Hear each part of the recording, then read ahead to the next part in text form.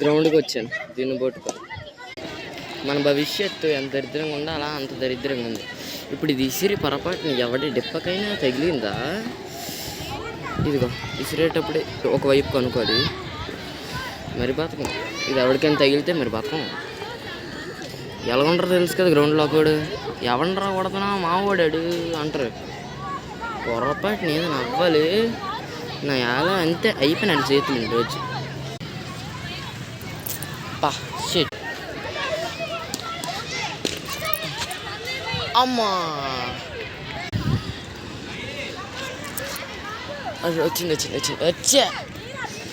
చేయాల్సినంత చేసి ఆకాశం వైపు చూస్తున్నా చూడండి అన్న. అది 400 రూపాయలు చెట్టుకి వేసా.